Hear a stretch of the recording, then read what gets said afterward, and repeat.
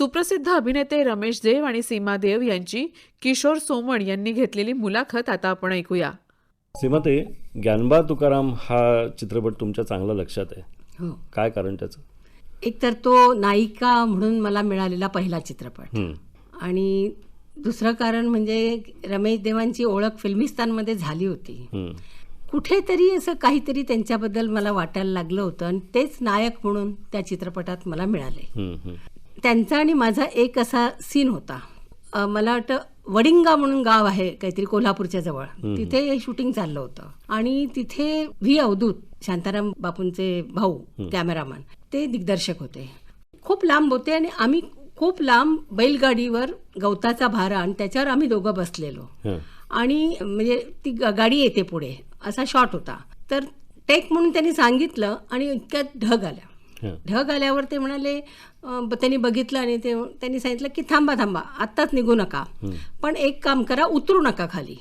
मी आत्ता थोड्या वेळात तो ढग जाईल, ते माईकमधून सांगत होते.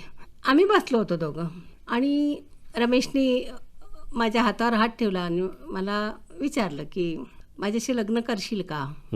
मला एकदम म्हणजे असं हे झालं, म्हणजे जरी काही वाटत असलं तरी लग्न वगैरे विचारच केला नव्हता, करिअर करायची होती हे, आणि एकदम मला विचारल्यानंतर मी गप्प बसले आणि माझ्या गप्प बसण्याचा होकार समजून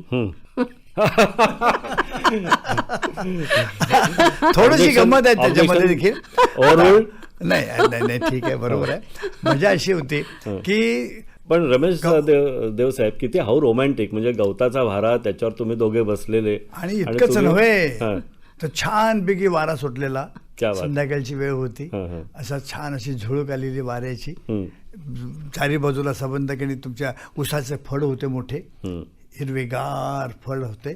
आणि अशा वेळी ह्या रोमॅन्टिक अशा समयी म्हटलं, हा प्रश्न तिला विचारला. मी तिला पहिल्यांदा म्हटलं की अगे, मी म्हटलं की ही जशी झुळूक आली, वाऱ्याची झुळूक आली, तशी माझ्या आयुष्यामध्ये तू येशील का, हे वाक्य मी बोललो होतो. अच्छा. हिला वाटलं पहिल्यांदा की हे वाक्य ना पिक्चर मधलं आहे. ती म्हटली, तुमचं हे वाक्य आहे, माझं वाक्य पुढचं काय. तर मी तिला म्हटलं की तुझं पुढचं वाक्य असं आहे की हो, मी तुमच्या आयुष्यामध्ये तशीच येईल. आणि मग तिच्या लक्षात आलं की काहीतरी मी चेष्टा करतो. ते म्हटले, अहो काय करता, हे काय खरं आहे काय. आणि मग म्हटलं की हे थांब, आतापर्यंत मी माडगुळकरांची भाषा वापरली, आता कोल्हापुरी रमेश देवची भाषा वापरतो, माझ्याशी लगीन करशील काय, असं सरळ डायरेक्ट विचारलं. तिला आज केला. आता हाही होऊ शकतोय, हा नाही होऊ शकतोय, मी हा घेतला, बरोबर. आणि मी हातात हात धरला, म्हटलं चल बेस्ट गुड, आणि मी तिचा हात धरला. बरं, तिनं काही प्रतिकार केला नाही, तो आणखीन जवळ ओढला, ती हळूच सरकली माझ्या बाजूला. असं आमचं पहिलं हे प्रकरण झालं आणि ते ज्ञानबा तुकारामच्या वेळी झालं. पण त्यानंतर बाईसाहेबांनी जवळजवळ 5 ते 6 वर्ष मला तंगवलंय. त्याच्यानंतर 6 वर्षानंतर आमचं लग्न झालं. तरी पण 39 चित्रपटामध्ये 30 चित्रपटात तुमच्याबरोबर काम केलं त्यांनी. हो, येस. म्हणजे मी आणि ती जोडीच होती त्या काळात. राजा परांजपे हा दोघांच्याही आयुष्यातला एक माइलस्टोन आहे. अरे क्या बात आहे, गुरु आहे तो आमच्या दोघांचे. म्हणजे माझ्या बाबतीत तर म्हणे, ह्यांनी तरी आधी कामं केली होती, पण माझ्या बाबतीत म्हणायचं तर मला अभिनय कसा करायचा हे राजाभाऊनीच शिकवलं. त्याच्या आधी मी जे चित्रपट केले होते त्यातले दिग्दर्शक हे तुम्हाला करून दाखवू शकत नव्हते. राजाभाऊ स्वतः एक चांगले कलाकार असल्यामुळे ते प्रत्येक गोष्ट कसं उभं राहायचं, म्हणजे सुवासिनी तुम्ही पाहिलंच असेल, त्याच्यामध्ये हे घुसळ खांबाकडे उभी असते, ताक. आणि आम्ही मुंबईतल्या मुली असल्यामुळे आम्हाला ते घुसळखांब वगैरे मला काही माहीत नव्हता. मी आपली सरळ उभी राहून ते काय असं करायला लागले, तर म्हणाले, अगं असं नसतं उभं राहायचं, उठ. आणि त्यांनी तो पाय एक असा करून उभं राहून तर कसं असं लईत घुसळायला पाहिजे ते दाखवलं. ते असं इतक्या बारीक बारीक गोष्टी त्यांनी मला ज्या शिकवल्या त्या आयुष्यभर 50 वर्ष मला उपयोगी पडल्या. सुवासिनीतली गाणी पण छान होती, काल मी रघुनंदन पाहिले किंवा हृदय प्रीत जागते, गाणी, फोटोग्राफी सगळंच चांगलं होतं. आणि त्यातलं एक गाणं तर जे गाणं दिवसा मागून दिवस चालले, हे तर बाबूजींनी 4 रागात ते गाणं बसवलं होतं. हे 4 प्रत्येक कडवं वेगवेगळ्या रागातलं होतं, बरोबर. इतकं सुंदर. नंतर हृदय प्रीत जागते ह्या गाण्याची गंमत म्हणजे अशी की आम्ही दिवस रात्र शूटिंग करायचो. दिवसभर शूटिंग, सकाळी 7:30ला सेटवर यायचं, म्हणजे सेटवर म्हणजे स्टुडिओत यायचं. असं राजाभाऊंचं आम्हालाही असायचं. त्यात मी नवीन, म्हणजे खूपच नवीन होते त्यावेळी. राजाभाऊ तू 7:30ला पोचून 9:30ला मला पहिला शॉट घ्यायचा, त्यावेळी तयार पाहिजेस. आता नऊवारी वगैरे नेसायचं मी, इतकी बारीक, आणि मला ती बाई नेसवायची, आंबाडा हे सगळं घालून बरोबर 9:30ला सेटवर जायचं. आमचा नेहमीचं हे असायचं. हां, कधी वेळ मी केलाच नाही. त्यांनी सांगितलंय, ते माझे गुरु आहेत आणि मी याच्याचसाठी आले आहेत, तर आपण ते करायचं. तर ते असं आम्हाला ती एक शिस्त लागली. आणि राजाभाऊ इतके पर्टिक्युलर असायचे गाण्याच्या बाबतीत, तर त्यांना संगीताचंही खूप चांगलं ज्ञान होतं. तर हृदयी प्रीत जागते हे गाणं त्यांना शूट करायचं होतं. सकाळी 7:30ला मी स्टुडिओत आलेली, वय वर्ष 16-17 असंच काहीतरी. आणि त्या आलेली स्टुडिओत मी संध्याकाळी एक 6 ते 7:30 ब्रेक, तेवढी विश्रांती, आणि त्यानंतर पुन्हा मेकअप फ्रेश करून बापरे, मग ते गाणं तुम्ही बघितलं असेल की माईक समोर उभी राहून कॅमेरा फक्त म्हणजे असे क्लोजअप्स वगैरे घेऊन ते गाणं एका रात्रीत संपवलेलं आहे. बापरे, फार अवघड. आता विचार करा तुम्ही की एका रात्रीमध्ये हे गाणं संपलेलं, आणि आत्ताच्या दिवसामध्ये 5 दिवसामध्ये पुरं पिक्चर. म्हणजे तुम्हाला सांगतो ना की हे गणितच कुठं बसत नाही, खरंय, गणितच कुठं बसत नाही. आणि आम्हाला काय होतं की हे सगळं मी पाहिलेलं आहे, माझ्या डोळ्यात देखत पाहिलं. आता तुमच्या सुवासिनीमध्ये म्हटलं दिवसा मागून दिवस, त्या गाण्याची तुम्हाला थोडीशी हिस्ट्री सांगतो मी. त्यावेळी तिथे मी हजर होतो. सांगा. त्यावेळी काय होतं की असाच विषय निघाला होता की आता हे गाणं आपल्याला की दाखवायचं होतं. ते राजाभाऊ म्हणाले की अरे मला की काय झालं की माडगुळकर अण्णा हे दिवस मला दाखवायचे आहेत की हळूहळू पालटलेत, म्हणजे मध्ये काही महिने निघून गेलेले आहेत असं दाखवायचं आहे. तर त्याला प्रत्येकी पहिला म्हणजे काहीतरी मॉन्टाज दाखवायचा, म्हणजे कॅलेंडर दाखवायचं किंवा घड्याळ दाखवायचं, घर फिरलं किंवा असं काहीतरी असतंय. तसं न करता मला हे संगीतात दाखवायचं आहे. अच्छा, तर काय करूया? तर ते म्हटलं ठीक आहे करूया ना, मी देतो तुला. तेव्हा सहज सुधीर भाऊ तिथं बसले होते. ते म्हणजे अरे तुला काय येते, तू काय सांगणार आहेस? हे त्याला तिकडे राग लागतात, 4 वेगवेगळे 4 राग दाखवले पाहिजे, तरच तिकडे 4 ऋतू दाखवता येतील. तेव्हा माडगुळकरांना संताप आला, चिडले ते. हे बँडवाला मला तू सांगतोस म्हटलंय, आणि मी तुला करून दाखवतो, चल लाव, चाल तुझी हिंमत असेल तर. तेव्हा त्यांनी की नाही, तुम्हाला आश्चर्य वाटेल, पहिली 4 ओळी किंवा त्याच्या मुखडा, ते म्हटले थांब, पलीकडे गेले त्या पलीकडच्या खोलीमध्ये, आणि हार्डली 15 ते 20 मिनिटामध्ये आले, आणि तो मुखडा त्यांनी दिला, फटाक करून हे लाव, चाल लाव, तोपर्यंत मी पुढचं आणून देतो गाणं. आणि असं म्हणत म्हणत त्या हे गाणं जवळजवळ माझ्या मताप्रमाणे 2.5 तासाच्या आत लिहिलं गेलं आणि कंपोज केलं गेलं. हे कसे आणून टाकायचे ते शब्द, आणि ते त्याच्यावरती ताबडतोब कंपोज करायचे. म्हणजे त्यासाठी ह्या गाण्याच्या कंपोजिशनमध्ये आणि लिहिण्यापासून सुरुवातीला 2.5 ते 3 तास लागलेले आहेत. तेव्हा राजाभाऊनं मी एकदा सहज हळूच विचारलं, म्हटलं राजाभाऊ दोघांच्या मध्ये तुम्ही भांडण लावताय? म्हटलं येस, मी भांडणच लावतोय, त्याशिवाय होत नाही निर्मिती. की भांडण लावल्याशिवाय, मंथन झाल्याशिवाय, समुद्राचं मंथन जेव्हा झालं तेव्हाच काही त्यातनं हे एक एक रत्न बाहेर पडली. आणि ह्या दोघांनाही सवय झालेली आहे वाह करून घ्यायची. अरे काही त्यांनी वाजवलं की अरे बाबूजी क्या बात आहे, अहो अण्णा काय सुंदर आहे, असं लोक सारखे त्याला म्हणतात. मी प्रत्येक खेपेला विरोध करतो त्यांना. राजाभाऊ त्यांना विरोध करायचे, त्यांनाकडे त्यांच्याकडे कुठेतरी अहमगंड जो असतो किंवा त्यांच्याकडे त्याला अस्मिता म्हणा, त्यांना ते धक्का द्यायचे. तो वन्नी चेतवल्याशिवाय आग बाहेर येत नाही. अहो सांगतो ना की संगीत ही एक साधना आहे, लिखाण ही देखील साधना आहे प्रचंड मोठी. सिद्धहस्त त्यांना जे म्हणतात ते उगीच नाही, सिद्धहस्त होते ते. रामायण त्यांनी फक्त मी असं ऐकलेलं आहे, आणि तेही बोलता बोलता म्हणायचे की मी तुमच्याकडे डेक्कन क्वीनच्या त्या ह्याच्यामध्ये ते त्यांनी लिहिलेलं आहे, प्रवासात लिहिलेलं आहे. म्हणजे विचार करा की हे रामायण हे अगदी अजरामर झालेलं आहे. तुलसीदासानं जे लिहिलं ते तर अजरामर आहेच आहे, पण नंतरच्या आत्ताच्या माडगुळकरांनी अण्णांनी जे लिहिलंय सिद्धहस्त, त्यांना तिथं मी आलेली पदवी. आणि 56 गाण्यामध्ये संपूर्ण रामायण मांडणं ही अवघड किमया फक्त शब्दप्रभू गदी माडगुळकरच करू शकतात. अगदी खरं. राजाभाऊंनी सीमाताई आंधळी जी भूमिका आहे तुमची जगाच्या पाठीवर मधली, तर ते जे आंधळेपण आहे तुमचं जे दिसतं पडद्यावर, त्यासाठी काय काय करून घेतलं तुमच्याकडनं आणि तुम्ही काय काय केलं? मला त्यांनी सांगितलं की तुझी भूमिका आंधळीची आहे, म्हटलं ठीक आहे, मला तुम्ही शिकवाल ना? तर ते म्हणाले हो, तू काळजी करू नकोस, फक्त आपल्याला रिहर्सल्स घ्यायला लागतील. मला काय कळले ना की आंधळी आहे, रिहर्सल्स कसल्या? हां. पण मी काही बोलले नाही. बाबूजींच्या घरी आमच्या रिहर्सल्स चालायच्या, म्हणजे राजाभाऊ दाखवायचे मला करून. ते म्हणाले ही मुलगी जन्मांध नाही आहे, हिला तो दादा अंजन घालून मुद्दाम आंधळ हां करतो. तिला आंधळ करतो, म्हणजे त्याची एक लिमिट असते. त्या तेवढ्या वेळापर्यंत तिचं आंधळेपण राहतं. त्यामुळे ते डोळे वर असतात या आंधळ्या लोकांचे वगैरे, तसं करायची गरज नाहीये. बरं. फक्त एकच काम करायचं की समोरच्या कलाकाराशी बोलताना त्याच्या डोळ्यात बघायचं नाही. अच्छा. कारण एक डोळ्यात बघितल्यानंतर एक्सप्रेशन आपोआपच येतात आणि ते एक्सप्रेशन मला नको आहेत. तेव्हा वरती बघायचं, वरती बघितलं की एक्सप्रेशन्स येत नाहीत. आणि मग कसं जायचं, मग कुठेतरी असं एक जनरली काय असतं, आंधळे ती जरी जन्मांध नसली तरी सुद्धा एक रस्ता नेहमीचा त्यांना माहीत असतं, इथून गेल्यानंतर काय लागणार, मग इथे दगड असेल, इथे काय पायरी असेल. हां, आणि ते तिला माहीत असतं. आणि डान्स करताना आता मी म्हटलं मी डान्स कसा करणार मग, कारण कॅमेऱ्याचा जो Angle फील्ड आहे. असते हां. ती सांभाळायची, त्याच्या बाहेर जायचं नाही, लिप मुवमेंट करायची आणि स्टेप्सही डान्सही करायचा, हे सगळं. आणि पुन्हा डोळ्याची फडफड थोडीशी, हे सगळं म्हणजे माझ्या मनात विचार आलाय की सगळं मला जमेल का?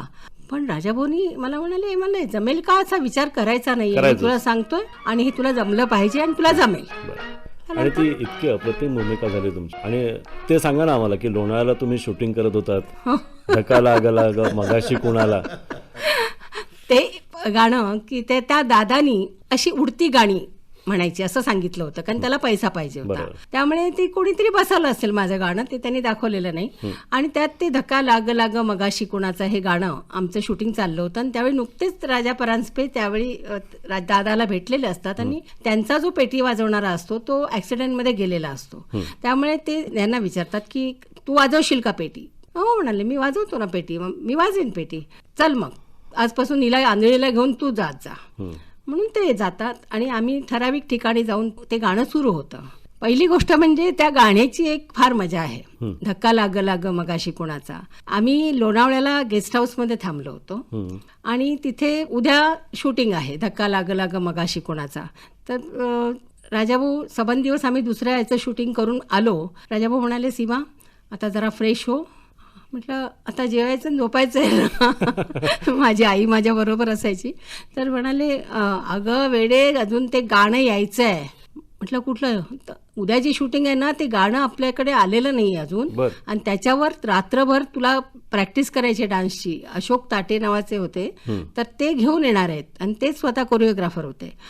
तर 2 तरी वाजतील आणि सकाळी उठून आपल्याला तिकडे जायचं आहे लोकेशनवर. ते सगळ्या गोष्टीची तयारी होती. आणि त्याप्रमाणे जवळजवळ 9:30 वाजता अशोक ताटे ते गाणं घेऊन आले. गाणं घेऊन आल्यानंतर मला म्हणाले राजाभाऊ म्हणाले, चल आता तयार हा आपण, अशोक आता तू स्टेप्स सांग तिला. आणि गाणं सुरू झालं. गाणं सुरू झालं तर आवाज बाबूजींचा. मला काहीच कळेना. मी म्हटलं राजाभाऊ हे गाणं मी म्हणणार आहे ना? तर म्हणाले हो. म्हटलं पण बाबूजींचा आवाज आहे. तर म्हणाले ते तुला नंतर सांगतो, तू आधी प्रॅक्टिस कर. मग ते सगळं गाणं डान्स बसवला. काय स्टेप्स फार द्यायच्याच नव्हत्या, त्या बसवल्या. सकाळी आम्ही शूटिंगला गेलो, तिथे ते गाणं लागलं आणि मी तोंड हलवते आणि आवाज मात्र पुरुषाचा. असा बऱ्याच लोकांच्या मध्ये खळबळ अशी जी गर्दी जमली होती, त्यात बाहेरचा मॉब होता, असं चाललं होतं. आणि दुपार झाली, थंडीचे दिवस आणि रस्ता इतका तापलेला होता. आणि माझी आई बिचारी अशी लांब खुर्चीवर बसलेली आणि तिला असं वाटायचं आपली मुलगी एवढ्या तापलेल्या रस्त्यावर नाचते आणि अगदी उघड्या पायानी, तर तिला त्रास होत होता. पण ती काही गरीब होती, अगदी शांत बसून होती. आणि माझं शूटिंग चाललेलं आमचं असताना राजाभाऊ पेटी वाजवतात. एक माणूस त्या गर्दीत दारू प्यायलेला तो आत आला, राजाभाऊंची कॉलर धरली आणि म्हणाला, लाज नाही वाटत म्हाताऱ्या, एवढ्याशा मुलीकडनं डान्स करून तिचे पैसे कमवतोस? ऊन किती तापलेलं आहे माहिती आहे का तुला? आणि राजाभाऊंची कॉलर धरल्यानंतर राजाभाऊंचे अगदी म्हणजे मारुती हनुमान म्हणायला हरकत नाही, राजदत्त हे त्यांचे असिस्टंट, ते एकदम त्याच्या अंगावर धावून गेले मारायला. ते राजाभाऊंनी त्यांना थांबवलं. थांब दत्ता थांब. त्यांना काय ना, राजाभाऊ तुम्हाला असं बोलतो तो मनुष्य आणि तुम्ही थांब का म्हणता. अरे वेड्या तुला हे कळतंय का, एक तर तो शुद्धीवर नाहीये पहिली गोष्ट, आणि दुसरी गोष्ट अशी की आमची दोघांची सोंग किती छान वाटली आहेत की त्याला असं वाटतं की खरंच चाललंय हे शूटिंग चाललंय, त्याला कल्पनाच नाहीये. गप्पा बस. आणि मग काही लोकांनी मिळून त्या दादाला बाहेर नेलं. असं सगळ्यात घडलेलं तसे होतं. ना. दोन्ही गाणी छान होते. नाचून नाचून अति मी दमले पण अतिशय देखणं गाणं होतं. देवसाहेब, देवघर चित्रपटामध्ये एक गाडी फास्ट चालवण्याचा म्हणजे तुम्ही खरोखर गाडी चालवता फास्ट का नाही, फजिती गाडी होती? आता मी फास्ट चालवत नाही, पण तरुणपणे होतो, तारुण्यामध्ये ती मस्ती असते हो. पण तेव्हा मात्र गोंधळ झाला होता. नुकती मी गाडी चालवायला शिकलो होतो. हं, हं. ओपन टप गाडी दाखवली होती आणि मला वाटतं बेबी नंदा होती. येस, बेबी नंदा माझ्याबरोबर बसले असते आणि आम्ही तिकडनं त्या वळणावरनं येतो. तर राजाभाऊने मला सहज विचारलं, अरे रमेश तुला गाडी चालवता येते ना रे बाबा, तो शॉट घेतोय नाही तर मी चालत येतो. नाही म्हटलं मला फर्स्ट क्लास गाडी चालवता येते. पढाई मारायची सवय पहिल्यापासून कॉलेजमध्ये असताना तेव्हापासून त्याच्या सवय फुकट. पण ती बढाई माझ्या अंशी आली. ते म्हटलं असं तुला चांगली गाडी चालवता येते. म्हटलं फर्स्ट क्लास चालवतं, रेस करून घ्या बघा पहिला येतो का नाही. वा वा म्हटलं मग काय हरकत नाही. आणि आम्ही तुमच्या पुण्याच्या जवळचा जो घाट कुठला तो कात्रज घाटावरती आम्ही शूटिंग करायचं ठरलं. आणि तिथे एक अतिशय असं वळण होतं, बागदार वळण, आणि तू तिकडनं ये. म्हटलं ठीक आहे. आणि मला लक्षात आलं की हे आपल्याला कठीण आहे, कारण मी नुकताच गाडी चालवायला शिकलो होतो. कसा तरी रस्त्याच्या बरोबर जात असे मी गाडीचा, आणि अगदी स्लो जात असते. जास्तीत जास्त 30, 40, 50, 60 ह्याच्या पलीकडे कधी गेलेलो नव्हतो. आणि त्याच्याप्रमाणे हळू वळण करत मी आलो. तेव्हा गोरले हा कॅमेरामॅन होता. आणि तो आणि राजाभाऊ दोघं बसले उभे. अरे म्हणते हे रमेश, रेस करणारा तू मनुष्य, आणि हे काय रे कुठल्या स्पीडनं गाडी आणलीस. संबंध धुरळा उडला पाहिजे, पाचोळा उडला पाहिजे, फास्ट असं यायला पाहिजे, तुमच्या बेबी नंदाचे केस उडले पाहिजेत. अरे वा, खूप असं काहीतरी तो इतका फास्ट आहे, कारण ओपन टप गाडी होती आणि असं यायला पाहिजे. म्हटलं येतो ना. आणि तिकडे निघालो. बेबी नंदा म्हटले रमेशजी तुम्हाला येताना चालवायला गाडी. म्हटलं अरे तू काय काळजी करतेस बेबी, फर्स्ट क्लास चालवतो बघ. आणि सुरुवात केली. एक तर ढलान होती, म्हणजे असे उतरण होती, आणि फास्ट गाडी घेतली. 70-80च्या स्पीडनं आले आणि माझ्या लक्षात आलं की माझा कंट्रोल सुटायला लागला. त्या वळणावरती अक्षरशः गाडी माझ्या मताप्रमाणे 80 किंवा 90च्या स्पीडनं असेल ती त्यावेळी गाडी.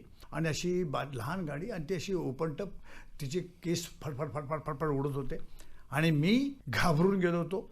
त्या ह्याच्यामध्ये वाऱ्यात देखील मला घाम फुटल्यासारखा होता. आणि कसा तरी जेव्हाच्या अंकाताने मी गाडी वळवली आणि येऊन त्याच्या बाजूला कडेला येऊन गाडी जोराने ब्रेक मारला शॉटच्या संपल्यानंतर, आणि गाडी अशी कम्प्लिटली टर्न झाली. इतकं ते शॉट झाला. राजाभाऊ आणखी गोरले दोघं अरे वा क्या बात आहे, काय सुंदर चालवलीस. बेबी नंदा म्हटले रमेशजी तुम्ही खरंच सुंदर चालवता हा गाडी. मला माहिती आहे की माझं काय झालं होतं. ते नशिबाने मी वाचलो म्हणून वाचलो, नाहीतर मला वाटत नव्हतं की बहुतेक त्या पलीकडच्या खाईमध्ये. होय देवसाहेब, या गाडीवरनं मी गाण्यावर येणार आहे. आणि तुमच्या दोघांचं मला कौतुक वाटतं. कौतुक अशासाठी की अबोला असताना तुम्ही 3 चित्रपट केलेत एकमेकांच्या. अरे भांडायचे फुकट भांडकळ काय सांगताय काय. नाव सीमा आहे दिसते बघ, खालमुंडी पाताळ धुंडी ही आपल्यामध्ये एक म्हणजे ऑफ द रेकॉर्ड बोलताय. खरं बोलतो. अच्छा अच्छा. येस, इतकं सगळ्या लोकांच्या माझ्या श्रोत्यांच्या समोर मी एवढ्या हजारो श्रोत्यांच्या समोर मी बोलतोय आणि सत्य बोलतोय. हिच्या तोंडावरती सांगतो ही बाई फुकटच रागवली होती माझ्यावरती, कारण नसतं. पण सुहासिनी, एका धागा सुखाचा आणि वरदक्षिणा 3 चित्रपट तुम्ही अबोला असताना केले. ही भांडली, मी नाही. पण एकवार पंखावरून हे जे गाणं आहे ते तुम्ही लिहून घेतलं आणि त्याच्यामध्ये तुम्ही कबुली जबाब दिला तर ते सांगा आमच्या श्रोत्यांना. मग तेच तर सांगतो ना की आधी भांडण का झालं ते सांगतो, आणि मग भांडण कसं मिटवलं तेही सांगतो. सांगा. भांडण सुरुवात केली हिनं बर, आणि मिटवलं मी. सुरुवात मी कशाला केली. आता मला एक सांगा तुम्ही, स्पर्शाला काय अर्थ आहे का. नाही, म्हणजे सिनेमातल्या कलावंतांच्या स्पर्शाला किंवा डॉक्टर आणि तुमची नर्स ह्यांच्या स्पर्शाला. आपण डॉक्टरकडे जाऊन एखादा तपासतो, लेडीज डॉक्टर असते ती पुरुषाला तपासते, पुरुष असतो तो लेडीजना तपासतो. तिथं स्पर्शाला काही किंमत नाही. तिथं फक्त तिथं ती भावना नसते. जी भावना येते ते एकांतात येते कुठंतरी. त्या तुम्ही खांद्यावरती हात ठेवलात काय किंवा काय केलं तर तो वेगळी भावना असते. आमच्यामध्ये ती भावना नसते. म्हणून एक माझ्या ओळखीची एक मुलगी आली, बर, हिरोईनच होती. ती आल्यानंतर हाय रमेश देव म्हटल्यानंतर मी म्हटलं हॅलो हाव आर यू म्हणून तिच्या मी खांद्यावर हात ठेवला. या बाईसाहेब पाठीमागे होतं हो, पण कुठेतरी. तेव्हा शॉर्ट नव्हता चालू, अरे पण शॉर्ट नसला तरी गरज असंच नव्हती काय खांद्यावर कमाल हात आहे यार. ठेवायची. मला एक सांगा तुम्ही सोमण साहेब की सहज बोलताना आल्यानंतर समोर हॅलो असं म्हटल्यानंतर आपण हे हातात हात घेतो, कधी हाताच्या कोणाच्या खांद्यावर हात ठेवतो, ठेवला खांद्यावर हात. काय कळलं भावना स्पर्श कुठे होती? भावना माझी स्वच्छ होती हो. स्वच्छ म्हणजे भावना. तुमचं असं म्हणलं की स्पर्श ही सुद्धा एक भाषा असते आणि त्या भाषेने मी बोललो. हो, पण नाही, हे- हा, पण इथं मला म्हणजे एकच स्वच्छ. विचारायचंय हा. की हे जर माझ्याकडून घडलं असतं तर ही स्वच्छ भावना असती का?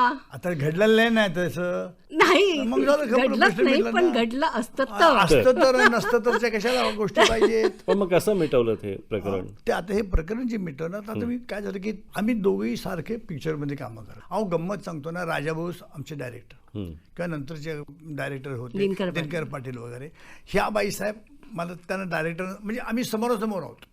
हां. समोरासमोर जास्तीत जास्त 1.5 फुटाचं अंतर आमच्या दोघांच्या मध्ये. ह्या त्यांना सांगायचे, दिनकरराव मी अशी इकडनं येते, त्यांना सांगा तुमच्या हिरोला की मी अशी इकडनं उजव्या बाजूने येते आणि अशी इकडच्या बाजूला येते, आणि त्यांनी म्हणजे असं की नाही कमरेला हात ठेवावा किंवा खांद्यावर हात ठेवा, असं काहीतरी समोरासमोर असताना का असं नाही. आणि हे मला असंही व्हायला लागलं. पटे ना, जवळजवळ माझ्या मताप्रमाणे किती 4 महिने तर झालं असेल, 4-6 महिने किती झालं असेल का, 5-6 महिने. आम्ही पूर्वी त्याच्या आधी तासनतास गप्पा मारत बसणार आहे माणसं, आणि ही बया माझ्याशी बोलत नाही, माझ्याकडे बघत नाही आणि आपल्याच रुबाबात असते सारखी. आणि अशा वेळी हे गाणं माझ्याकडे आलं, एक वार पंखावरून फिरो तुझा हात, शेवटचे घरटे माझे तुझ्या अंगणात. तुझ्या अंगणात. हे गाणं माझ्याकडे आलं. हां.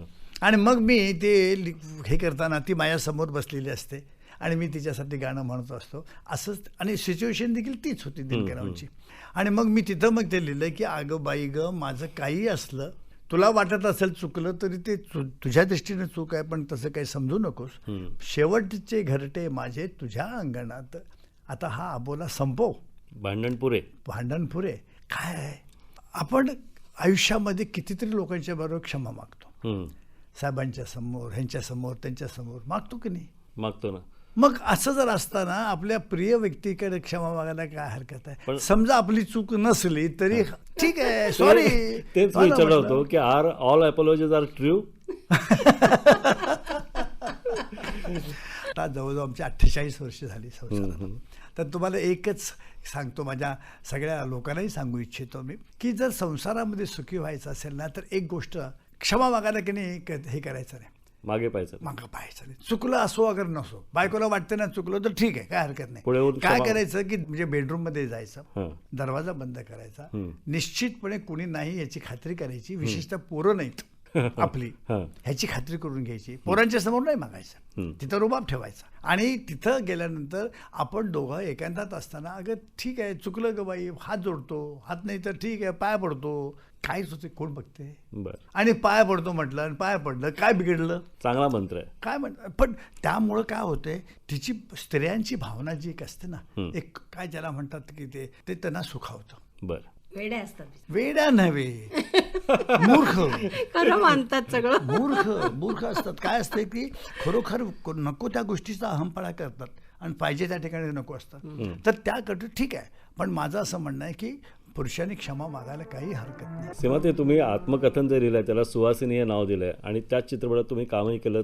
अपराध असे 2 वेगळे, अपराधमध्ये भूमिका जरा वेगळी होती, हो. तर त्याच्याविषयी सांगा ना, की अशी वेगळी भूमिका, थोडीशी वेगळ्या वाटेने जाणारी. खरं म्हणजे मी त्याच्यात नव्हते अपराधमध्ये. अपराध हा पिळगावकर, शरद पिळगावकर म्हणजे सचिनचे वडील हं. यांचा चित्रपट, आणि राजदत्त दिग्दर्शक. तर त्यांनी असं ठरवलं बेबी नंदा ला तो रोल द्यायचा, जो इंद्राणी मुखर्जीने नंतर केला. अच्छा अच्छा. आणि ह्या नर्सच्या रोलसाठी अशीच कोणीतरी हिंदीतली बघायची, असं त्यांचं चाललं होतं. तर झालं काय की तो जो हे होता, म्हणजे त्यांचा जो ठरलेला बेत होता, त्यात बेबी नंदानी नाही म्हणून सांगितलं, मी मराठीत काम करणार नाही. बरं. म्हटल्यानंतर काय त्यांचा हट्ट होता मला माहित नाही, की हिंदीतलीच बाई घ्यायची. अच्छा. म्हणून त्यांनी इंद्राणी मुखर्जीला घेतलं, की जिला मराठी कळतच नव्हतं, तिला घेतलं. आणि आता मग नर्सच्या कामासाठी कोण, तर दुसरी नावं आली काही. तर राजदत्त काय म्हणाले की नर्सचा रोल हा जास्त महत्त्वाचा आहे, त्याला शेड्स आहेत, तर त्याच्यासाठी एक चांगली कलाकार पाहिजे. तर तुम्ही सीमाला का नाही विचारत? नाही, पण त्या कसं त्या करणार नाही, म्हणजे त्या असा ती थोडंसं व्हॅम्प आहे, ते त्या केल्या नाही, त्या दिसणार नाहीत वगैरे. नाही, असं काही नसतं. कलाकार कुठलीही भूमिका करू शकतो आणि माझा विश्वास आहे. आणि मला फोन आला. तर आता त्यावेळी रमेश नव्हते मुंबईत. मी म्हटलं मी रमेशशी बोलते. आता रमेशच नायक होते, पण मी त्यांना फोन केला. म्हटलं असं असं आहे. ते म्हणाले कर ना, मीच नायक आहे ना, तर तू कर. आणि मग तेव्हा म्हणजे अजिंक्य झालेला होता आणि थोडंसं वजन वाढलेलं होतं आणि मला फ्रॉक घालायचा होता त्याच्यात, तो नर्ससाठी. तर मी म्हटलं तो फ्रॉक घालायलाच पाहिजे का, साडीमध्ये पण नर्स असते ना. तर ते म्हणाले नाही तो फ्रॉकच पाहिजे. मग घातला तो फ्रॉक आणि तो रोल केला. तो मला आश्चर्य वाटतं की तो इतका लोकांना आवडला. ते काम इतकं, म्हणजे तो रोलच वेगळा होता. ती मुलगी वाईट नसतेच, अतिमहत्वाकांक्षी मुली असतात तशी मुलगी ती असते. आणि मला त्याची एक दाद जी मिळाली ती भालजी बाबांच्या मुलाची, म्हणजे प्रभाकर पेंढारकर यांचे मित्र ते, आणि मी त्यांना प्रभादादा म्हणते. त्यांचं पत्र आलं मला चित्रपट बघितल्यानंतर की ह्या चित्रपटामध्ये शेवट मी फक्त फाटक बंद करते आणि मागे वळून बघते, इथे एंड केलेलं आहे. म्हणाले माझ्या डोळ्यातून पाणी आलं आणि हे काम तुम्ही केलं म्हणूनच माझ्या डोळ्यातून पाणी आलं. अरे रे, या मुलीचं असं व्हायला नको होतं. असं म्हणजे ही दाद मला मिळाली. पण या सगळ्या चित्रपटांच्या काळामध्येच तुम्ही अनेक नाटकातून कामं केलीत. प्रेमसन्यास, भावबंधन, लग्नाची बेडी, धुळीचे कण किंवा तुझा आहे तुझं पाशीमधली गीता, माझा कुणा म्हणू मी. तर हे सगळं गणित कसं जमवत होतात तुम्ही? आम्ही ते आणि गणित त्यात या साहेबांची कितपत मदत होती तुम्हाला? नाही, हे बरोबर होते ना. सगळ्या नाटकामध्ये आम्ही बरोबरच काम करायचो. पण हे गणित जमवताना खूप कष्ट केले आम्ही. म्हणजे आम्ही घरात फार कमी वेळ असायचो. मुलांना सुद्धा आम्ही कसं, म्हणजे ते झोपलेले असताना आम्ही घरी पोचायचो दौऱ्यावरून. आल्यानंतर थोडा वेळ जरा विश्रांती घेतली की आम्ही उठून तयार होताना ते शाळेत गेलेले असायचे. मग आम्ही शिवाजी मंदिरला नाटकाला प्रयोग, शिवाजी मंदिरचा झाला की गडकरी रंगायतनला, असं करून आम्ही पुन्हा रात्री उशिरा येणार, मुलं झोपलेली असायची. आणि त्यावेळी काही सोयी नव्हत्या. आज इतक्या सोयी आहेत, बसेस पण चांगल्या आहेत आणि आजकाल दौरे आता खूप कमीच व्हायला लागलेत. त्या काळात आम्ही एसटीने प्रवास करायचो. ते खडखडाट एसटीचा, कुठेही थांबायचं, टॉयलेटला जायला ते इतके घाणेरडे असायचं सगळं. आणि गावागावात थिएटर्स पण इतकी थिएटर्स पण नाही. कधी कधी काही लोक झोपा काढायचे. पण अर्थात नाटकं आमची खूप चांगली चालली. पण गोव्यामध्ये वगैरे असं की त्यांचं कसं भात आणि ती माशाची आमटी खाऊन आरामात येणार, 11:30ला नाटक सुरू, सुशेगात. त्यामुळे नाटक ते सुरू, नंतर मग ते 2:30 वाजता संपणार, मग आम्ही जेवणार. म्हणजे इतके सगळे आम्ही अनंत कष्ट त्याच्यामध्ये खूप कष्ट केले. जसं तुम्ही हिंदी चित्रपटामध्ये आलात की कसे काय, म्हणजे मानधन जास्त असायचं तिकडे? मग मानधनासाठी नाही आलो, जगण्यासाठी आलो. अच्छा, म्हणजे कसं? म्हणजे असं की मराठीमध्ये मी ज्यावेळी आलो तर एक घटना घडली एक विचित्र, की मी सीमाबाई, तुमच्या पद्माबाई, राजा गोसावी, शरद तळवळकर, म्हणजे मराठीतले अगदी टॉपमोस्ट आर्टिस्ट आम्ही. एक नाटक लग्नाची बेडी हे नाटक करून आम्ही रायबागहून आम्ही येत होतो कोल्हापूर. सकाळची एक अतिशय दबडा अशी गाडी होती, फियाट. ह्या फियाटमध्ये आम्ही 6 माणसं असे दाबून बसलेलो आणि ती गाडी पंक्चर झाली. तर पंक्चर झाल्यानंतर पहिल्या जागेला ज्या ठिकाणी पंक्चर काढायचं त्या ठिकाणी ठरलं आणि तिथं कणी एक लहानसं टपडी वजा हे होतं, हॉटेल होतं. तिथं चहा प्यायला गेलो. तर चहा पित असताना त्यांनी आम्हाला पाणी दिलं. ते एका ॲल्युमिनियमच्या एका ग्लासमध्ये, अतिशय कळकट असा तो ग्लास असतो. ते शरद तळवळकर तो चिडला, अरे म्हटला, रे काय रे, हे कसलं पाणी देतोस मला? त्या वरती जे ठेवलेत ना ग्लासेस काचेचे त्याच्यामधनं ते. तेव्हा त्याने आमच्याकडे बघितलं. तो पोरग एक अतिशय फाटक्या चड्डीचं असं हे असलेलं असं पोरग, काळपट असं लहानसं, ते मला म्हणालं की अहो ते ग्लासेस आम्ही स्पेशल सरदार पुत्रांच्यासाठी ठेवले, तुमच्यासारख्या सामान्य माणसांना नाही. अरे तेव्हा शरद तळवळकर म्हणाला की हे मी सामान्य नाही, आम्ही कलाकार आहोत, आम्ही कलाकार आहोत. हे म्हटल्यानंतर ते पोरग हसलं. ते म्हटलं तुम्ही कलाकार एका फडतूस गाडीतनं येत आहे, फडतूस ठिकाणाशी येत आहे, कलाकार हे असं म्हणून त्यांनी तिथं आम्हाला तिथं कॅलेंडर वरती कापून ठेवलेली काही चित्र दाखवली. ती तुमच्या देवानंदची, तुमची वैजयंतीमाला, अशोक कुमार, दिलीप कुमार, राज कपूर ह्यांची कॅलेंडरची होते. कोल्हापूरपासून जास्तीत जास्त 30 ते 35 किलोमीटरवरती मी होतो. मराठीचं माहेरघर कोल्हापूर, तिथले आम्ही हिरो. आमच्याबद्दल ह्या पोराला काही माहिती नव्हती, पण तेच तुमच्याकडे मद्रासहून आलेले, पेशावरून आलेले ह्या लोकांच्याबद्दल त्यांना माहिती. आणि माझ्या लक्षात आलं की आपणाला जर जगायचं असेल आणि पुढे यायचं असेल तर आपल्याला हिंदीत जायला पाहिजे, नुसतं मराठीमध्ये राहून चालणार नाही. आणि मग कोल्हापूरला आल्याबरोबर मी निश्चय केला, किंवा त्याच वेळी मी निश्चय केला की वाटेल ते करून आपण हिंदीमध्ये जायचंच. आणि मग मी धडपड करायला सुरुवात केली आणि हिंदीत आलो. दादा मुनी, मीना कुमार ही सगळी माणसं, सगळ्या लोकांच्या बरोबर कामं करायचं भाग्य मला मिळालं. फार मीना कुमारींचं तिच्या आयुष्यातलं शेवटचं पिक्चर मला वाटतं मेरे अपने. होय, बरोबर. त्यावेळी तो सीन मला अजून आठवतो अगदी डोळ्यासमोर. अरे काय इतकं छान ती बाई बोलायची काय. आणि शॉर्टच्या वेळी की नाही रिहर्सल, बरं तिला जास्त रिहर्सल चालायच्या नाहीत, मला रिहर्सल जास्त लागायच्या. त्यात पुन्हा काय होतं की हिंदीमध्ये आपण काम करतोय, मीना कुमारीसारख्या एका थोर कलावंताबरोबर काम करतोय, आणि त्यामुळे ते जास्तीत जास्त चांगलं व्हायला पाहिजे ह्याची कल्पना असायची. आणि आपले डायरेक्टर होते तुमचे गुलजार साहेब. त्या गुलजार साहेबांच्याकडे म्हटलं, गुलजारजी एक काम करना यार, मुझे रिहर्सल चाहिए. तर ती मीना म्हटले, अरे रमेश जी क्या करना है रिहर्सल, जो लगता है वो करिए ना. मैंने बोला नहीं मीना जी, थोड़ी सी मुझे रिहर्सल चाहिए. अच्छी बात है, आपके लिए करते हैं. म्हणून ती बाई माझ्यासाठी, म्हणून तिची तब्येत बरी नव्हती, ती माझ्यासाठी म्हणून पुन्हा तिने रिहर्सल सुरुवात केली. 3-4 रिहर्सल झाल्या आमच्या, आणि मग तो शॉट घेतलेला आहे. आणि मला इतकं फील झालं की ह्या बाईला त्रास होतोय.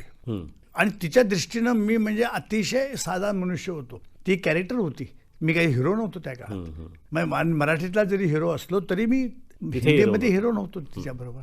त्या बाईनं ते शॉर्टही दिला. आणि आत्ता मी बघतोय, आत्ताची ही पोरं बघतो मी, नवीन पोरं कशी वागतात, कॅरेक्टर आर्टिस्ट बरोबर कशी वागतात, लोकांच्या बरोबर कसे वागतात.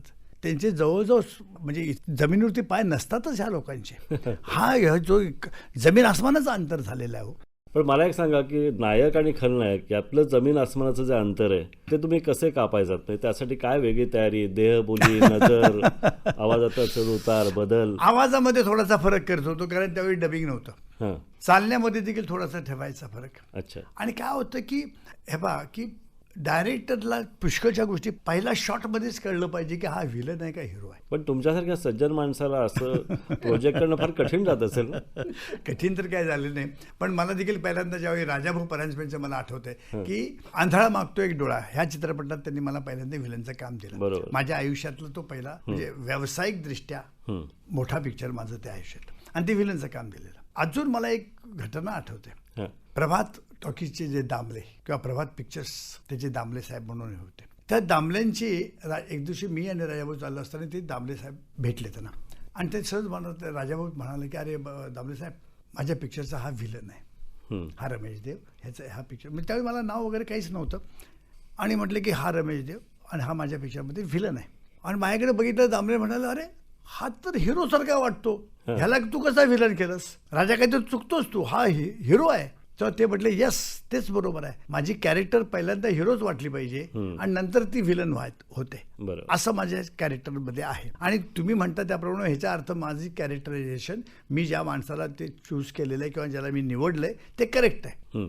अरे मग ते हसले, म्हटले बरोबर आहे, अगदी करेक्ट आहे. पण हे पोरगं एक दिवशी नाही एक दिवस हिरो होणार. आणि त्यांचं बोलणं, दामले साहेबांचं बोलणं 5 वर्षानंतर खरं झालं मी हिरो झालो. 5 वर्षानंतर. सीमाताई, तुम्ही आता या सगळ्या इतक्या दीर्घ प्रवासानंतर चित्रपट निर्मितीकडे वळलात.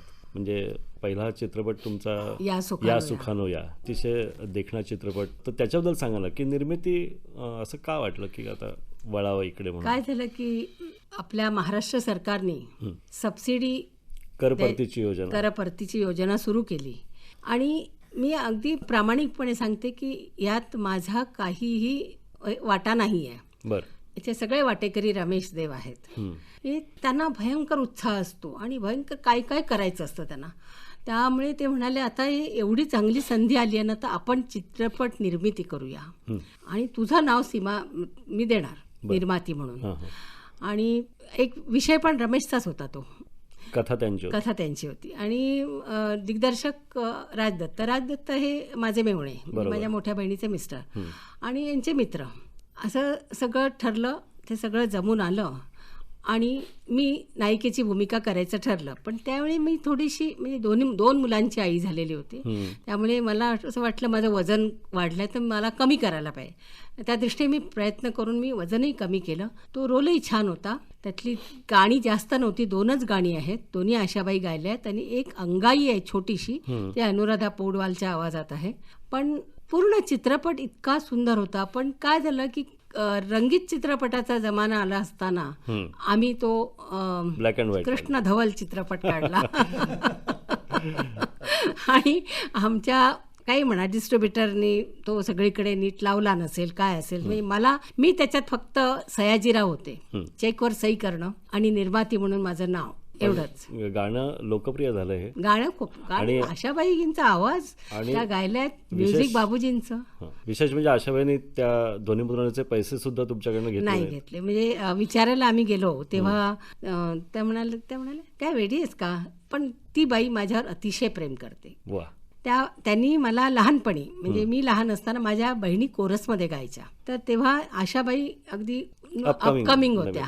त्यावेळी आणि रात्रीची त्यावेळी रेकॉर्डिंग व्हायची. सेंट्रल स्टुडिओ म्हणून जो होता, ताडदेव शॉपिंग सेंटर जिथे झाले आहेत तिथे रेकॉर्डिंग होतं. आणि मी आईच्या मागे लागले, मला यायचं. मग आई मला घेऊन गेली आणि आशाबाईंचं ते रिहर्सल्स वगैरे चालल्या होत्या, अगदी साध्या आशाबाई. आणि मला काय त्यातलं कळत होतं. मी जाऊन त्या बाकड्यावर झोपलात तुम्ही? झोपले. मी झोपून पडले, मला झोप लागली आणि काही केल्या बाईंचा टेक ओके होईना. शेवटी त्या म्हणाल्या आईला, अहो तुम्ही तुमच्या मुलीला उठवा बघू, ती झोपली आहे ना म्हणून माझा टेक ओके होत नाही, तिला उठवा. आशा भोसले म्हटलं आई लवकर लवकर आली, अगं उठ उठ, तो रिटेक होतोय. ते मला कुठलं रिटेक बिटेक काय माहीत नव्हतं. मी आपले उठून बसले डोळे चोळत आणि तो टेक त्यांचा ओके झाला. आज त्या गायत ती बाई कधीही कुणीही भेटू दे हे सांगणार, हिला मी सीमा म्हणणारच नाही, मी नलिनीच म्हणते हिला, ही झोपून पडली होती म्हणून माझा टेक ओके होत नव्हता. आई वडील आणि मुलगा ज्या चित्रपटात, असं एक चित्रपट म्हणजे सर्जा, ज्यातली गाणी सुद्धा अतिशय लोकप्रिय झाली, तर त्याविषयी सांगा ना. त्याविषयी रमेश जास्त चांगलं सांगू शकतील, कारण ती कल्पना त्यांची होती. शेलार खिंड बाबासाहेब पुरंदरेंनी लिहिलेली कादंबरी त्यांच्या वाचनात आली आणि त्यांना असं वाटायला लागलं की आपण ह्याच्यावर चित्रपट करायचा. पण त्याचे हक्क त्यावेळी उषाताई मंगेशकरांकडे होते. आता पुढचं बाकीचं रमेश सांग. बोल ना, काय हरकत नाही, ते सगळं तुम्हीच केलेलं आहे, ते तुम्हीच बोलू शकता. म्हणजे मला आठवत आहे की जेव्हा पावसाळा जवळ यायचा तेव्हा आकाशवाणीमध्ये आपली आवडसाठी जी पत्र यायची त्याच्यामध्ये चिंब पावसानं त्याला हमखास फरमाईश असायची. त्या पिक्चरची गंमत अशी होती की ती जी कादंबरी आहे ती लिहिलेली आहे चांगली, पण त्याची कधी चित्र रेखाटलेली आहेत. बरं. म्हणजे ते माझ्या मताप्रमाणे बाबासाहेबांनी पुस्तक ज्यावेळी लिहिलं ना त्याच्यावरती पिक्चरच निघालं पाहिजे, किंबहुना तो शॉट बाय शॉट त्यामध्ये होता. बरं, असं इतकं ते चांगलं रेखाटलेले चित्र होते. आणि ते बघितलं तर मला फार बरं वाटलं की म्हटलं नाही, ह्याच्यावरती व्हायला पाहिजे. हिस्टॉरिकल असलं तरी आपण करायचं. आणि मी कोल्हापूरचा, छत्रपतीचं कोल्हापूर, मला ऐतिहासिक गोष्टींच्याबद्दल प्रेम होतं आणि ही गोष्ट आवडली. मी चित्रपट काढायचा ठरवला. त्यावेळी मला कडे संबंध जवळजवळ मी आणि बाबासाहेबांनी संपूर्ण गड त्यावेळी बाबासाहेबांनी मला दाखवलेले आहेत. त्यांच्याबरोबर जायचं मला भाग्य मिळालेलं आहे. त्यांनी दाखवलेले संबंध गड, मला हे इथं करूया, हे इथं शूटिंग करूया, ते तिथं शूटिंग करूया. बरं, बाबासाहेबांच्या गोष्टीवरती पहिलं चित्रपट निघालेला, त्यामुळे तेही जरा असे उत्सुक होते. त्यांनी सगळं दाखवलं. राजदत्त, मी आणि बाबासाहेब आणि अजिंक्य, आम्ही असे चौघही जायचे. आणि मी त्यावेळी निरनिराळ्या ठिकाणी त्या सर्जाच्या कामासाठी मुलं बघत होतो. आणि अशा वेळी 5-6 वेळा आमची वेगवेगळ्या ठिकाणी त्याच्याकडे फोटोज काढले, हे काढलं, ते काढलं. त्यावेळी बाबासाहेब असायचे. आणि एक दिवशी बाबासाहेब म्हटलं, अहो रमेशजी, एक मला सांगा की तुमच्या घरामध्ये सर्जा असताना तुम्ही बाहेर का बघताय? म्हटलं म्हणजे काय? अरे हे पोरगं चांगलं आहे ना, हे अजिंक्य चांगलं, तब्येत चांगली आहे, उंच आहे, चांगला धिप्पाड आहे, माझ्या डोळ्यासमोर हाच पोरगा आहे. आणि खरोखर माझ्या लक्षात आलं की अरे कधी कधी दिव्याखाली अंधार म्हणणार किंवा आपल्याला आपल्या घरातलंच व्यक्तिमत्व कळत नाही, तोपर्यंत मला कल्पना येत नव्हती की हे पोरग इतकं चांगलं करेल. आणि मग म्हटलं की यस, ह्याच्यासाठी आपण प्रयत्न करूया. मग त्याचा काही स्क्रीन टेस्ट घेतला. अच्छा, पण अजिंक्याने खूपच मोठी भरारी मांडली. पण ज्याचं नाव अभिनय ठेवलं तुम्ही, तो अभिनय वेगळ्या क्षेत्रात गेला सीमाताई. हो, त्याचं कुठलं क्षेत्र? त्याचं खरं तो आर्किटेक्ट झाला. आणि आर्किटेक्ट झाल्यानंतर बरेच दिवस तो असा म्हणजे घरात बसलेला असायचा.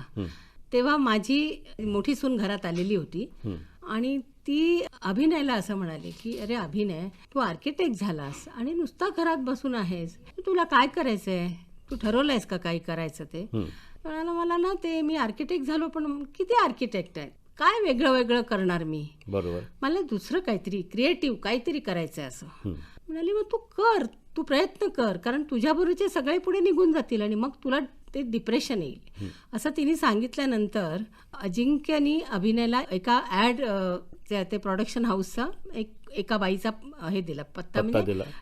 पत्र दिलं तिला की मी माझ्या भावाला पाठवते, जर त्याच्यासाठी काही असेल तर. म्हणाला ठीक आहे मी जातो. तो जाऊन भेटल्यानंतर ती म्हणाली आमची फार लहान आहे एजन्सी, तो O&M मध्ये जा. O&M ही मोठी एजन्सी आहे आणि तिथे तुला फायदा होईल. तो लगेच तिच्याकडनं पत्ता वगैरे घेऊन तो गेला O&M मध्ये. त्यांनी बायोडेटा आपला दिला. त्यावेळी काय झालं होतं की चतुराई नावाची एक सिरियल आमची दूरदर्शनवर चालू होती. त्याचे 2 एपिसोड केल्यानंतर रमेशला हार्टचा त्रास व्हायला लागला. त्यामुळे डॉक्टरनी सांगितलं तुम्ही आता आराम करायला पाहिजे, आता पुढचे एपिसोड तर दाखवायलाच पाहिजेत ना, तर कोण करणार? अजिंक्य बिझी होता शूटिंगमध्ये, तर हा सरळ म्हणाला मी करतो. एवढा कॉन्फिडेंटली म्हटल्यानंतर रमेश म्हणाले अरे तू करशील? हो मी करीन. मग सगळे कलाकार जे होते, पद्मा चव्हाण होती, जयंत सावरकर होते, सगळे कलाकार ओळखीचेच होते. मग रमेशने त्यांना सांगितलं जरा त्याला सावरून घ्या तुम्ही वगैरे, आणि त्याचे 2-3 एपिसोड अभिनयनी दिग्दर्शित केले. तर ते त्यांनी त्या बायोडेटामध्ये लिहिलं होतं आणि ते वाचल्यानंतर त्यांनी पटकन सांगितलं की सोमवारपासून कामावर आहे, 2,000 रुपये पगार. आणि हा मुलगा लागला तिथे कामाला. पण तो इतका मेहनती आहे आणि त्यांनी तिथे काय पडेल ते काम करून इतकं शिकून घेतलं की काय असतं हे जग आहे, जाहिरातीचं युग. तर ते सगळं तिथे शिकून घेतलं. तिथे बरीच वर्ष, म्हणजे अगदी 2,000 पासून तो जवळजवळ 40,000 गेला. आणि मग म्हणाला आता नाही एजन्सी नाही, आता प्रोडक्शन हाऊस नाही. एका प्रोडक्शन हाऊस मध्ये त्यांनी काम केलं, हायलाईट म्हणून. तिकडे गेला आणि तिथे त्याला स्वतःला फिल्म्स करायला मिळाल्या, ॲनिमेशन फिल्म्स वगैरे, ॲनिमेशन फिल्म्स, नंतर आणखी काही ॲड्स पण केले. आणि तिथे त्याला खूप कॉन्फिडन्स आला. मग त्याचे खूप कॉन्टॅक्ट्स पण झाले आणि मग त्यांनी हे RDP, रमेश देव प्रोडक्शन प्रायव्हेट लिमिटेड सुरू केलं. आणि ती जागा आम्ही घेतलेलीच होती, त्यामुळे त्याला तिथे ऑफिस करता आलं. आणि त्याची जी मेहनत आहे, त्याचं जे डोकं आहे, चालतं, अप्रतिम ॲड्स तुम्ही सगळ्यांनीच बघितलं. निश्चितच खूप छान ॲड्स त्यांनी केल्या. देवसाहेब, या सगळ्या निर्मितीनंतर आता अजूनही त्याच उत्साहाने तुम्ही नवीन चित्रपट निर्मितीकडे वळलाय, त्याच्याबद्दल सांगा ना आमच्या श्रोत्यांना. पिक्चर कम्प्लीट देखील झालंय, आता लागतंय. गोष्ट लग्नानंतरची, पुरुष असो किंवा स्त्री असो, खरं आयुष्य ज्याला आपण म्हणतो की सुरुवात केव्हा होते खऱ्या अर्थानं, ते लग्नानंतर. लग्न हा आयुष्यातला एक फार मोठा असा टप्पा असतो आणि त्याच्याचकडं आपण जास्त लक्ष देत नाही. त्याच्या प्रेमाबद्दल ह्याच्याबद्दल आधी बोललं जातं चिकार, पण लग्नानंतर कसं जगलं पाहिजे, बाईनं कसं जगलं पाहिजे, पुरुषानं कसं जगलं पाहिजे, ह्याची कल्पना एकदा अशी झाली होती की आमचे नातेवाईक होती, ती आमच्याकडे आली होती आणि मला म्हटलं की आम्ही बायकांनी किती वेगवेगळ्या कॅरेक्टर्स करायचे अहो एकाच वेळी. मी सूनी, मी बायकोही आहे, मी नणंदी आहे. म्हणजे त्या बाईला वेगवेगळ्या कॅरेक्टर एकाच वेळी एकाच घरामध्ये वेगवेगळ्या कॅरेक्टर्स करावे लागतात. आणि माझ्या लक्षात आलं की यस, खरंच आहे, ते प्रत्येकाबरोबर वेगवेगळी वागत असते. म्हणजे पतीबरोबर वेगळी, सासऱ्याबरोबर वेगळी, अनेक भूमिका कराव्या लागतात तिला. आणि असं करून सगळ्यांना सांभाळत जायला पाहिजे. आणि त्याच्यावरती मग हे मला लकीली कथानक माझ्या हाती आलं. धुमाळ ह्या व्यक्तीने लिहिलं, तरुण पोरगा आहे, फार छान लिहितो, सुंदर लिहिले त्यानं. आणि ते मला कथानक आवडलं आणि मी त्याच्यावरती पिक्चर हे काढलं नवीन. पण सगळी कथा सांगू नका, आमचे श्रोते इतके हुशार आहेत की कथा कळल्यानंतर पिक्चर पाहायला जाणार नाही. पण तेच ताणून ठेवा. हे वेगळे काय आहे पिक्चर, अतिशय वेगळं आहे, भ्रूणहत्येवरती आहे, पण मर्म विनोद की ज्याला म्हणतात की नाही, असं हसत खेळत गोष्टी सांगितल्यात. सीमाताई, कुठला चित्रपट तुम्हाला आवडला असं विचारणार नाही मी, पण दुसऱ्या अभिनेत्री केलेली भूमिका करायला मिळाली असती तर अशी कोणती भूमिका? मला उंबरठा हा चित्रपट, म्हणजे याची जी कादंबरी होती, म्हणजे याची शांता निसळ यांची, ही खरं तर रमेशने वाचली आणि रमेशला आवडली होती. आणि त्याच्यावर चित्रपट काढायचा का असा रमेशचा विचार चालला होता. आणि आता त्यांनी काढला असता तर निश्चितपणे मीच तो रोल केला असता, कारण तो रोल फार सुंदर होता. स्मिता पाटील अर्थात स्मितानी फार सुंदर केला तो. तर तशा पद्धतीचे रोल आवडले असते करायला. मला करायला आवडले असते, कारण एकतर माझा चेहराच असा आहे की मला जरी आवडले तरी मला कोणी तमाशाचं ते ठण ठण ठण ठण ठण ठण करून मी नाचायला लागले तर ते आवडणार नाही. पण एक ग्रेसफुल बाई, आणि ग्रेसफुली ती कशी त्याच्या आयुष्यातनं तिला जावं लागतं, हे जे आहे ते मला खूप आवडली होती. ती करायला पण आवडली ती असते तुम्हाला? करायला खूप आवडली असती, पण ती काही कारणांमुळे नाही आम्ही करू शकलो. ती ह्यानी जब्बार पटेलांनी केली आणि स्मिता पाटीलनी काम केलं. अर्थात स्मिता पाटीलनी पण खूपच सुंदर, ती अतिशय छान अभिनेत्री होती. पण आवडलं असतं मला करायला. देवसाहेब, सीमादेव या कलाकार म्हणून श्रेष्ठ की सहचारिणी म्हणून ग्रेट? दोन्ही. लग्नाच्या आधीपासून आमच्या घरामध्ये किती अभिमान, हे जे पिक्चर आहे किंवा अभिमानासारख्या गोष्टी अशा कधी घडल्या नाहीत. ह्याचं कारणच असं होतं की मला पहिल्यापासून माहिती आहे की she is better than me in all the respects. म्हणजे कलावंत म्हणूनही मोठी आहे, बाई म्हणून तरी मोठी आहे, पत्नी म्हणूनही मोठी आहे, सगळ्या बाबतीत मोठी आहे. अरे आपण हम तर चुका केल्या पुष्कळ आपण करत गेलो. म्हणजे अन्नमंत्री, अर्थमंत्री, सगळंच आहे. आणि क्षमाशील आहे, अतिशय क्षमाशील आहे. हो. आपण चुका करत जायचं आणि तिने क्षमा करत जायची. अच्छा. अशी तिला एक सवय लागलेली आहे. मला चुका करायची सवय लागली, तिला क्षमा करायची सवय लागली. त्यामुळे काय झालंय की आमचं दोघांच्या सवय न बदलणं चांगलं. आता काय बदलायचं नाही. पण तरी पण मी सांगतो ना की स्त्रीनं, पत्नीनं जिभेवरती ताबा ठेवावा आणि पुरुषाने आपल्या मस्तकावर म्हणजे रागावर ताबा ठेवावा, नियंत्रण ठेवा. दोघांनी ह्या गोष्टी जर तपासल्या आणि जर आपण त्याच्यावरती नियंत्रण ठेवलं ना तर आयुष्य मस्त जाईल. सीमा, ते तुम्ही अनेक नायकांच्या तुम्ही आई झाल्यात हिंदीमध्ये, तर कुठला मुलगा तुम्हाला आवडला म्हणजे नायक मुलगा म्हणून? जॅकी श्रॉफ आहे, नाही त्यात जॅकी.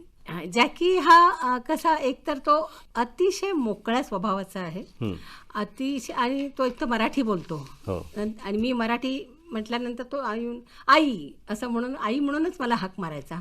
आणि अगदी तो आवडला. खूप छान स्वभावाने वगैरे.